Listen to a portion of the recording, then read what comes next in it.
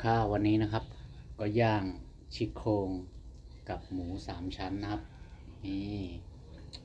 น่ากินจังเลยใครชอบก็เอาไปทำลองดูนะครับน่าจะอร่อยนะครับวันนี้ครั้งแรกนะครับที่ผมย่างนะครับหมูสามชั้นกับชิโครงนะครับนี่นี่ตัวช่วยกินมาแล้วดู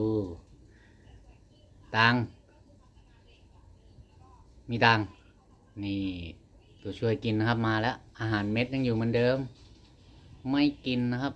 นี่กับข้าวเย็นนี้แล้วก็เผื่อน้องมีตังแล้วก็ทำกินกาแฟนะครับวันนี้ฝากกดไลค์กดแชร์ช่องแก้วหยกเพชรด้วยนะครับขอบคุณทุกคอมเมนต์ขอบคุณทุกกำลังใจนะครับวันนี้ก็ทานให้อร่อยนะครับสวัสดีครับ